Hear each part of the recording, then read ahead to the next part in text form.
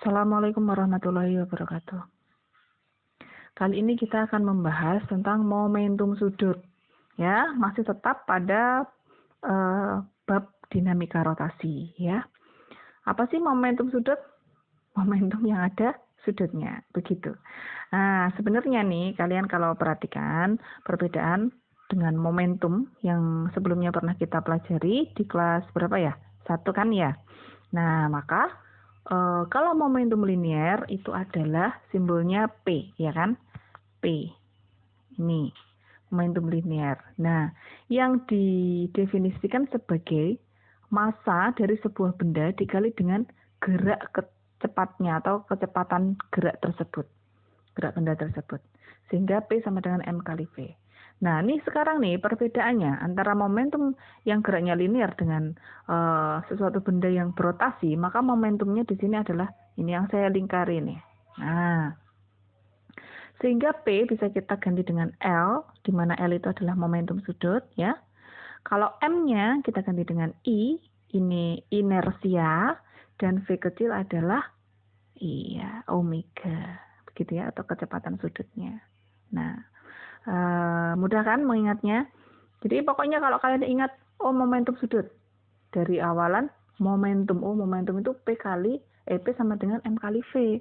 Kalau momentum sudut, berarti ya kita ganti P-nya dengan L, M-nya dengan I, V-nya dengan omega, karena bendanya ini berotasi atau bertranslasi gitu ya. Bertranslasi atau berotasi? Ya, berotasi ya. Oke, sehingga bisa kita tuliskan bahwa L itu sama dengan I kali omega. Nah, itu sudah saya tandai. Sekarang contoh. Langsung ke contoh ya. Sebuah partikel 2 kilo berputar dengan kecepatan 10 meter per sekon dengan radius 20 cm. Berapa momentum sudutnya? Ya, kita tinggal menuliskannya. Dengan rumus apa yuk? Biar kelihatan ya. L sama dengan I kali omega. Ya. Yang diketahui apa di situ? Ya, ada massa sama dengan 2 kilo. Nah, kan gitu. Kemudian apalagi? Radius kecepatan dulu. V-nya sama dengan 10 meter. Kemudian R-nya radius jarak ya 20 cm. 20 cm ini kita jadikan meter jadi berapa? Ya, 0,2. R sama dengan 0,2 meter. Langsung saya tulis 0,2 meter. 2 ini. Oke. Nah, ini M, ada V, ada R. Nah, sekarang kalau ditanya momentum sudut, Bu, sedangkan yang diketahui itu terus gimana? Nah, kalau sudah seperti ini, kita lanjutkan saja dulu. Ingat, inersia dari sebuah partikel itu K-nya, konstantanya adalah 1. Jadi, di sini mr kuadrat. Nah, gitu kan. Kemudian omega, ingat omega hubungannya kecepatan sudut dengan kecepatan linear itu adalah V per R. Nah, begitu ya. Sama dengan kita masukkan M-nya 2. R-nya berapa? 0,2 kuadrat ya. 0,2 kuadrat. Sebentar. Sebenarnya ini kita bisa coret ya. Jangan pusing-pusing deh. Oke. Gini, R, strap. Jadi R-nya tinggal 1 kan? Jadi ini bisa kita masukkan langsung. R-nya 0,2. V-nya berapa? 10 ya. Oke, berarti sama dengan 4 kilogram meter kuadrat per sekon. Ini kuadrat. Oke, ini hasilnya anak-anak. Jelas kan? Nah, oke, nanti dipelajari lagi ya. Kalau tidak atau kurang paham bisa tanya saya. Next ya, berikutnya kita ke hukum kekekalan momentum sudut. Jadi pada momentum itu sebenarnya juga berlaku hukum kekekalan momentum sudut. Seperti halnya kemarin kita belajar tentang hukum kekekalan momentum. Ya kan? Sigma P sama dengan sigma P sesudah. Nah, kan gitu ya. Kalau ini juga seperti itu. Hukum kekekalan momentum sudut sama dengan itu. Sigma L sama dengan sigma L aksen. Aksen itu artinya ini ya, tanda petik di atasnya itu menunjukkan bahwa setelah kejadian. Kan begitu. Kalau kita jabarkan, karena tadi L adalah I kali omega, maka kita bisa menuliskannya bahwa pada hukum kekekalan momentum, itu L-nya itu ada I1, I2, omega 1, omega 2, dan sebagainya. Gitu. Sehingga sigma L sebelum ya itu sama dengan I kali omega 1 ini satu ini ya. Nah, satu ini si ini. I1 omega 1 ditambah I2 kali omega 2 sama dengan I1 kali omega 1 aksen ditambah ya I2 kali omega 2 aksen. Artinya setelah kejadian gitu ya. Nah, contoh nih langsung. Ada dua piringan dua diam. Nah, yang piringan dua ini yang atas nih. Menimpa piringan satu yang berputar, sehingga kedua piringan berputar bersama-sama. Berapakah kecepatan sudut akhir setelah kedua piringan berputar bersama-sama? Maka caranya gimana? Ini berlaku hukum kekekalan momentum. Kan begitu. Nah, ini saya ganti. Oh, sebentar. Jadi, yang piringan dua, ini yang diam. Ya, ini sudah ada keterangannya. Besar inersianya itu adalah 1 kilogram meter pangkat 2 atau persegi. Yang piringan besar ini, yang yang bawah I1-nya itu sama dengan 2 kilometer pangkat 2. Nah, kecepatan sudutnya 10 radian per sekon. Berarti dia itu berputar. Nah, yang piringan pertama ini tuh jatuh. Nah, dia itu awalnya diam. Kalau dia punya kecepatan enggak? Iya, pinter. Enggak punya, ya kan? Kecepatan sudutnya berarti 0, kan gitu. Oke? Nah, sekarang berlakulah hukum kekekalan momentum. Caranya gimana? Ya, langsung ini tadi menimpa I2 ya, atau piringan 2 ya.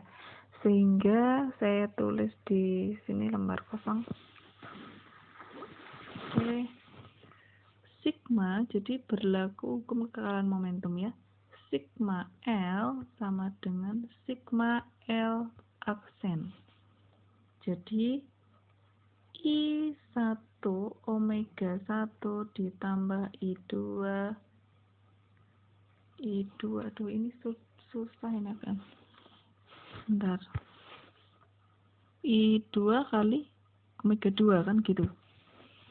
I2 kali omega 2 sama dengan I1 ditambah I2 kan begitu ya. Karena dia tadi kan menimpa, iya kan? Nah, sebentar, sini. Logikanya, anak-anak, logikanya ya. Logikanya, ketika piringan yang bawah tadi dia berputar gitu, dia berputar, kemudian yang atasnya itu jatuh di bawahnya. Yang ditanya adalah berapakah kecepatannya setelah ini tadi ditimpai oleh piringan yang atas itu tadi. Jadi kan berarti gimana? Iya, inersianya kan sama dijumlahkan ya kan? Inersianya dijumlahkan jadi satu nih. Akhirnya muter bareng sehingga kecepatan sudutnya sama kan begitu. Nah, lalu cara menuliskannya gimana? Ya gini. I1 ditambah I2 kali omega aksen. Nah, kan gitu. Artinya ini kecepatan sudut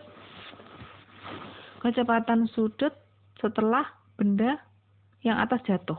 Jadi dia muter bareng. Nanti ya. Yang tadi 2. Tinggal masukkan aja. I1-nya tadi berapa?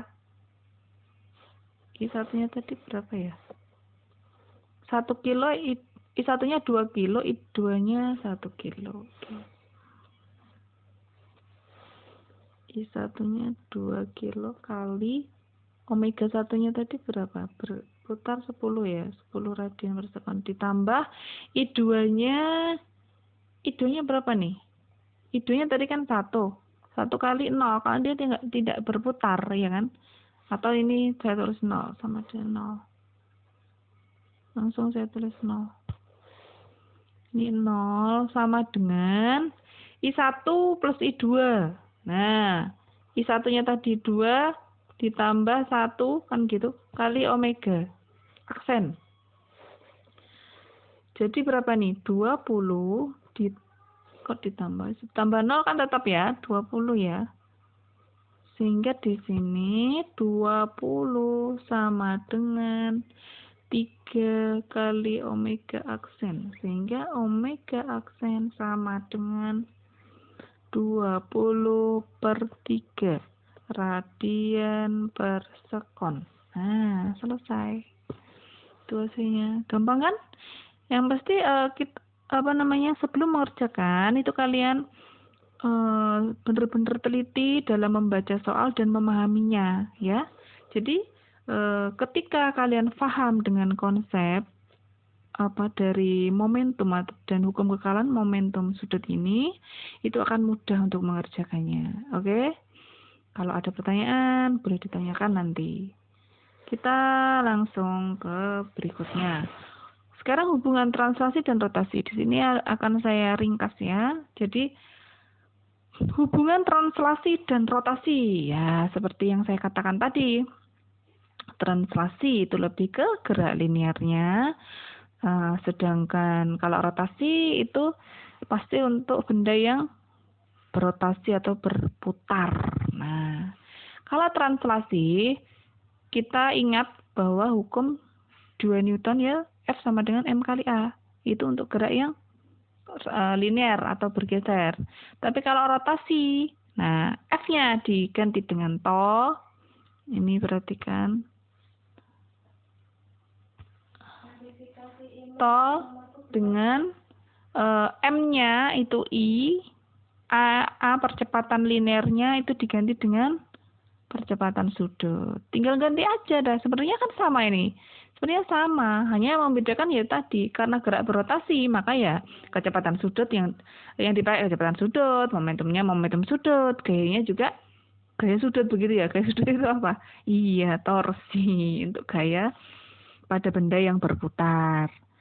Sehingga M-nya kita ganti inersia. Udah gitu aja. Gampang kan?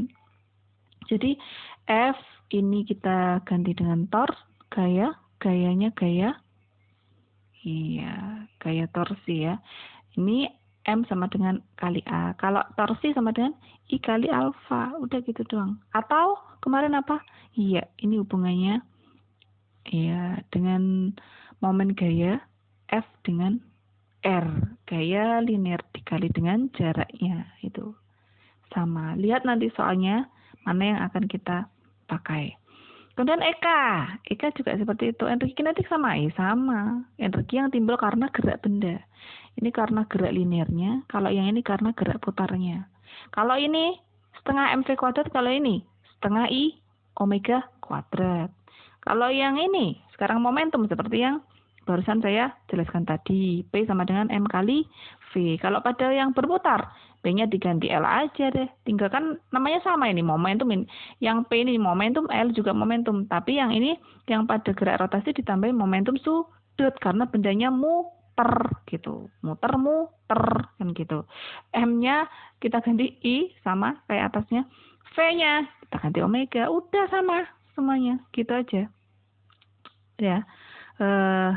Paham ya? Dicatat dan dipahami. Oke, jadi nanti biar ndak pusing biar enak belajarnya, bisa dicatat dari awal tadi. Dicatat di buku tulis, kalau lupa bisa dibuka lagi, gitu ya. Kita next ke latihan soal. Wah, ini latihan soal bersama nih. Kita kerjakan bersama-sama ini harusnya ya. Oke, yang nomor 1 ini adalah soal tentang momen inersia. Momen inersia. Di situ ada E. Kok berubah? Nah, tiga buah partikel dengan massa sama M1, M2, dan M3 dipasang pada ujung kerangka yang massanya diabaikan. Massa kerangkanya ya. Nah, sistem terletak pada bidang XY. Jika sistem diputar terhadap sumbu Y, maka momen inersianya adalah momen inersia partikel berarti ini ya. Kalau partikel kan berarti gampang ya. Gimana nih? Ujung kerangka yang massanya diabaikan, sistem gerak pada bidang XY. Jika diputar terhadap sumbu Y, maka momen inersia sistem adalah, berarti ya tinggal ngerjakan sesuai dengan petunjuk tadi. I sama dengan sigma M R kuadrat, kan gitu. Ya kan? Nah, karena dia sebuah partikel, misalnya ini XY. Sebentar ya, ini saya gambarkan ilustrasinya. Nah, saya hapus dulu. Ini misalnya ini X, ini Y. Ini partikelnya, partikel M1 misalnya. Kemudian M2, misalnya di sini, misalnya di situ, gitu kan. Nah, partikel ini kan seperti ini, dia diputar terhadap sumbu Y. Nah, ini muter begitu. Muter begitu. Ilustrasinya seperti itu, ini partikelnya. Nah, begitu. Maka untuk mencari inersianya adalah sigma I sama dengan, kan gitu. Kok sigma I, sorry. Mantur. Sigma M kali R kuadrat. Nah, gitu kan ya. Sama dengan mana? M kali berapa itu? R-nya. Oh, R-nya nggak diketahui ya. Jika sistem diputar terhadap adalah MA gini. Ini misalnya A. Ini misalnya A. Jadi R-nya itu kita ibaratkan A gitu ya. Mau R aja juga nggak apa-apa sebenarnya ini. Tapi ini biar itu. Biar agak itulah. Biar agak keren. Nah, ini mau ganti A, B, C, D, F, G boleh. Karena di situ tidak diketahui. Jadi di sini M kali A, ya kan? R-nya itu A kuadrat begitu. Ditambah M kali 2A kuadrat. Nah 2A kuadrat, 2A ini dalam kurung. Oke, gitu ya. Kemudian, tadi itu nggak diketahui itunya. Ini misalnya A, ini 2A, ini A gitu ya. Kemudian sama dengan, nah, pusat yang satunya di sini nih. 1, 2, 3, udah gini aja. Sorry, tadi belum saya gambar sih, apa R-nya. Jadi, ini maaf ya. Ini jadi partikelnya itu. Ini soalnya belum digambar. Ya, gini seperti ini di sini, ini di sini. Ini jaraknya yang pertama ini misalnya A. Ini yang 2A, ini yang A gitu, yang pertama tepat di sumbu Y. Nah, kan gitu. Ini yang tepat di sumbu Y ini misalnya M1, 2, 3 gitu. Nah, kalau M1 karena dia tepat di sumbu Y, maka apa? Jaraknya kan sama dengan 0. Ya, karena 0 maka kita tidak tuliskan. 0 kali massa kan 0, kan gitu. Sehingga di sini M2 kali M3 tinggalan. Oke, M2-nya jadi A, M2-nya tetap M ya, M kali A-nya A kuadrat tetap, kan gitu. Ini M3-nya berapa? Ya M kan gitu. Ini saya tulis dulu R-nya aja. Baru nanti di bawahnya biar tidak bingung. Ini R, ini R2, ini R3. Kalian mau tulis M1 R2-nya ya, ditulis ya di buku ini, nggak cukup. Sama dengan gini. Maka di sini M kali A kuadrat ditambah M kali R3-nya 2A kuadrat dikurung ya, kuadrat. Nah, ini misalnya tadi 0 ditambah. Nih, kalian enggak bingung. Ya. Ini M1 kali R1 kuadrat. Nah, gitu. Nah. Sama dengan, jadi berapa itu?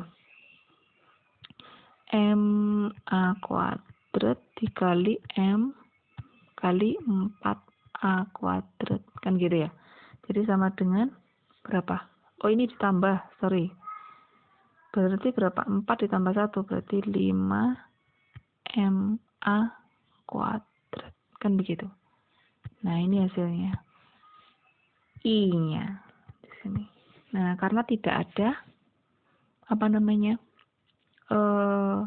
nilainya, maksudnya angkanya ya. Nah, ini nilai dari I5MA kuadrat. Soal ini adalah soal itu, anak-anak.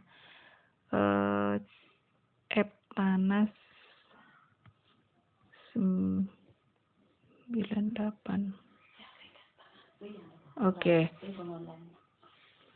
Oke, terus kita lanjut ke nomor 2. Nomor 2 ini tentang momen gaya. Nah, soal momen gaya ya, sebuah batang yang sangat ringan, panjangnya 140 cm. Pada batang bekerja F1 20 Newton, F2-nya 10 Newton, dan F3 40 Newton. Gambarnya mana nih ya? Dan dengan arah dan posisi seperti pada gambar, besar momen gaya yang disebabkan batang berotasi pada pusat masanya adalah, oke, saya gambar dulu nih, gambarnya lupa ini. Gambarnya seperti ini, ada batang. Oke, terus. Nah, itu adalah gaya. Ini adalah gaya juga.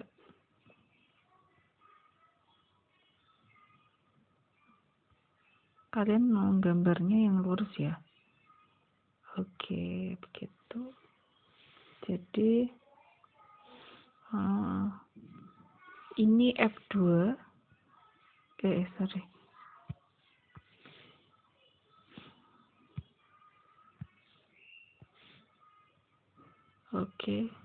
Oke, seperti ini. Nah, terus di mana itu letak sumbunya? Di tengah sini. Nah, ini gambarnya. Ini 100 cm. Jaraknya sampai ini. Ini F2. Ini F3. Ini F1. Gitu. Nah, terus panjangnya berapa itu? 140 cm itu panjang batangnya ya. Berarti sisanya ini berapa? 40 kan gitu ya. Berarti 40. Ya, diketahui seperti itu. Nah, yang ditanya berapakah momen gayanya? Momen gaya apa? Ya, toh. Kita kerjakan. Oke, yang ditanya adalah torsi. Pindah ya, pindah. Nah, torsi sama dengan apa yuk? F kali R ya. Oke. F F1 kali R1. Untuk positif negatifnya, kalian lihat arah dari benda yang diputar tadi. Kalau F1 kita muter, kalau F1 itu ke sana nih, ke situ. Berarti ini sumbunya, arahnya dia kemana nih batangnya? Searah jarum jam atau berlawanan? Ya, searah kan? Kalau searah tandanya positif. Yang F2-nya arahnya ke situ. Kalau kira-kira kita putar searah F2, maka gimana batangnya? Iya, ke sana kan berarti negatif. Ya kan berlawanan jarum jam. Kalau F3-nya arahnya kemana itu? Searah atau berlawanan? Searah ya. Oke, paham ya? Jadi tentukan positif negatifnya dulu. Nah, berarti F1-nya tadi positif kan ya? Positif. Dikurangi F2-nya tadi negatif. Negatif F2 R1 ditambah F3-nya positif ya. F3 R3 kan gitu. Oke. Sama dengan F1-nya nilainya tadi berapa? F1-nya 20, F2 10, F3 40. Oke. Yuk.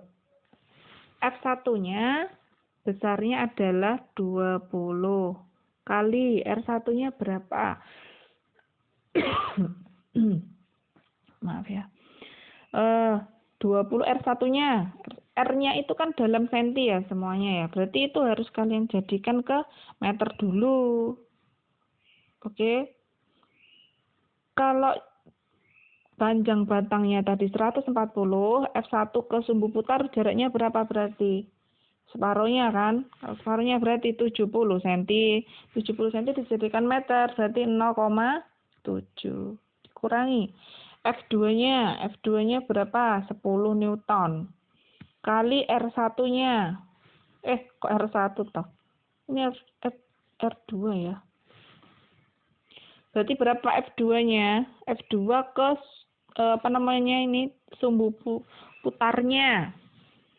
Kalau yang ininya aja 40, sedangkan separuhnya 70, berarti ini ke sini berapa? 30 kan gitu ya. 30 cm jadikan meter 0,3 ditambah F3-nya berapa? F3-nya 40 kali R3 tempatnya di mana? Nah, di situ berarti kan separohnya ya, separohnya berarti 70 cm atau 0,7. 0,7. Oke, 0,7 ini ya. Terlalu mepet. Sebentar. 40 kali 0,7 sama dengan 20 kali 0,7 berapa? 14. Dikurangi 10 kali 0,3 kan sama aja 1 kali 3, 3. Ditambah 40 kali 0,7 sama aja 4 kali 7 berapa? 28. 14 dikurangi 3 ditambah 28 berapa? Iya, pintar. 39 ya. Ini dikurangi ini ditambah iki, oke? Hitung dhewe kok. Nah, seperti ini. Selesai. Gampang kan? Gampang lah, harus gampang. Nah, tugasnya kalian ya. Ini sebagai soal latihan. Jadi tugas saya tuliskan dulu. Tugas berapa ya ini? Tugas 1 ya, kalian belum dapat tugas nih. Tugas 1. Nah, tugas 1, kalian kerjakan soal di bawah ini.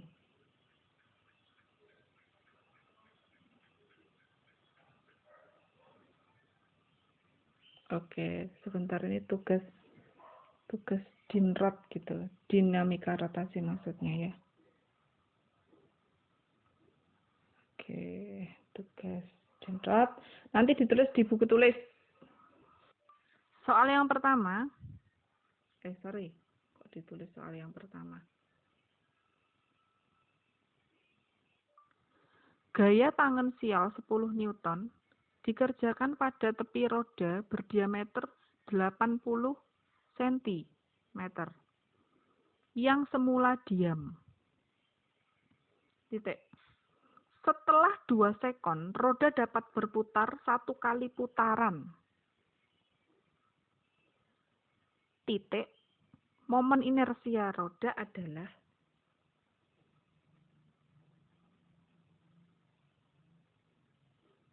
Oke. Titik. Ini yang titik ini maksudnya titik.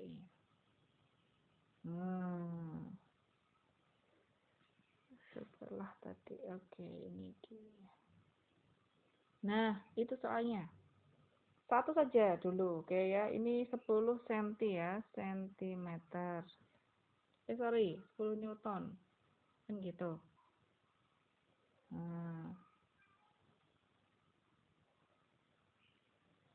Ini dikerjakan setelah dicatat semuanya, kerjakan ya di buku, bukan, tidak usah di buku tugas, tetap di buku ini karena ini latihan ya, latihan soal.